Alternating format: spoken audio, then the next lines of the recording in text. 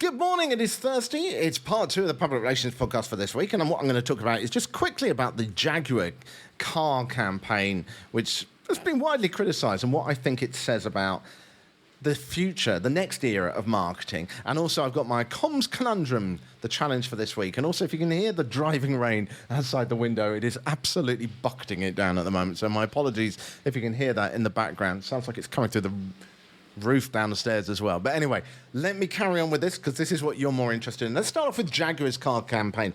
Now, first of all, if you don't know Jaguar, it's a sort of classic car brand that really came out of Britain, and it was seen as kind of this older gentleman's tweed jacket, leather driving gloves, this sort of thing, driving down a country lane before the existence of speed cameras or those awful humps in the road that break your car when you drive over them just a little bit too quick. And so it all had this image of this kind of classic gentleman kind of thing. And what they've done is they've completely transformed. They've come out with a new advertising campaign, which doesn't even have a car in it. That has a bunch of sort of brightly coloured models in it, young models in it, all moving around with lots of slogans like "Be Different" and things like this. And it has been absolutely vilified by the marketing press. They've really gone to town on it and criticised it on so many different levels, from everything like the fact it didn't have a car in it to the fact that it uses all the sort of vague and generic buzzwords. I think there's two main things that I pull from this. The first one is the fact that this is being widely criticised by the marketing press. Now, while I have to say I don't like it either, one thing that I think we often tend to do is that when you're in an industry like communications, we tend to think that the views of the generic zeitgeist is what commentators within that sector think. But it is not the marketing press who are going to be buying this car, well, maybe some of them. It's the people that this campaign is targeted at. And we've seen this in multiple things before, whereby a campaign gets criticised. But ultimately, does it matter to your consumers? I mean, this is something you've seen when people have got involved in political or politically related campaigns as well, is that while one side may be furious about this, do your target audience continue to buy? So who actually are the target audience? Are they still interested? Do they support it? So first of all is forget the industry press. Think about whether the target audience are reacting to it. But the second thing, and I have to say I criticise this campaign, is I just think it's based on really outdated marketing formulas, based on the marketing that worked in the past.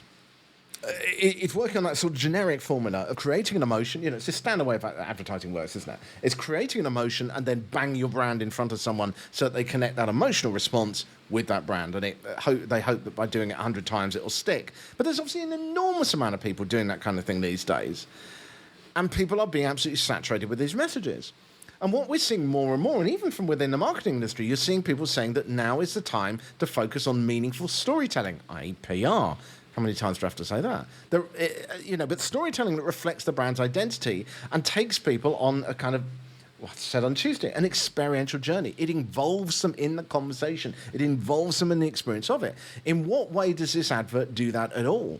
I'm sure, if you're like me, you've sat in conferences where you've seen demo reels from marketing companies, and they all seem pretty much identical. They all have that really deep bass beat, and it's full of lots of short, sharp clips. And you end up at the end going, I just didn't get any of it.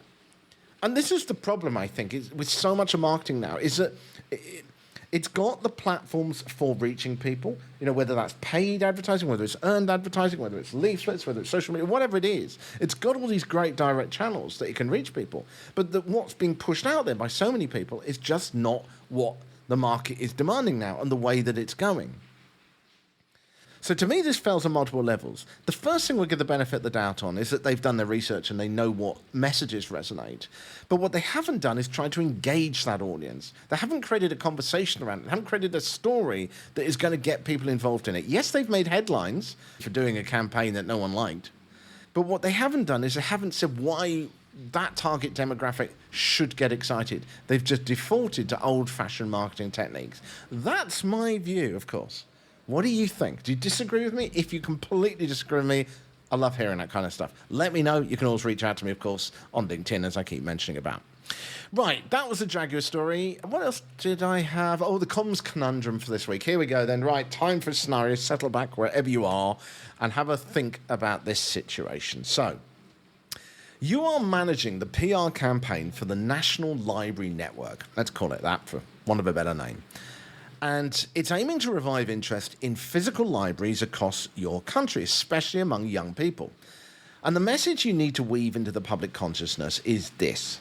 Libraries are not just books, and not just for books, they're the heart of the community. So libraries are not just for books, they're the heart of the community. And the challenge that you're finding in your research is that people increasingly view libraries as outdated or irrelevant in a digital-first world. Your job, you've been asked by your CEO, to turn that around.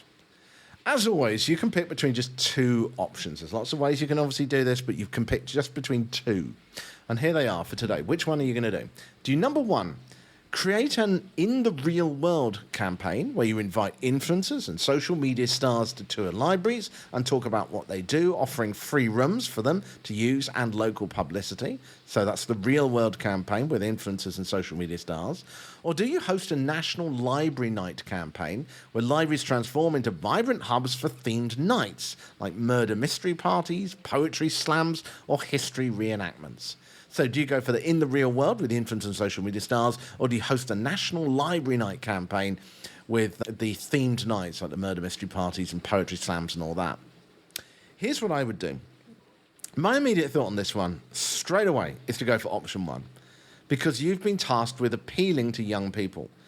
Option two, to me, simply reinforces what libraries already do. So hosting poetry slams or history reenactments might attract a niche audience, such as poetry enthusiasts, but they're unlikely to resonate with the mass-scale young market, and you were specifically briefed to reach young people.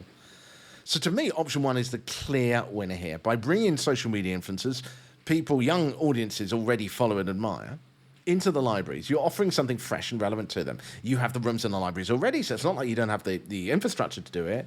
And these influencers don't necessarily need to be huge stars, but they do need to represent themes that are broad enough to attract some interest. Maybe it's how they became an influencer, or how they travel the world as a travel influencer, whatever it is. It's those things that get people into the building. And hosting these events for free, I think, allows you to use the influencers' platforms to promote the library. Even if individual events don't attract large numbers, the fact that an influencer with a significant following is associated with the library service reframes it online as a dynamic community space, as libraries as dynamic community spaces. It shifts the perception of libraries from being about books to being about experiences, connection, and the culture that relates to young people. So to me, out of those two options, it is blindingly obvious. Both of them, of course, might be worth doing. There's lots of different ways of approaching it, but I would go for option one.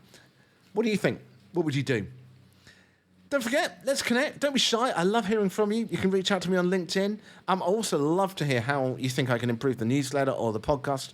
Ultimately, this is about creating something that I hope is useful to you. And, of course, finally, this week, if you know anyone that should be listening to this podcast or reading a newsletter, then don't forget to share all the details with them.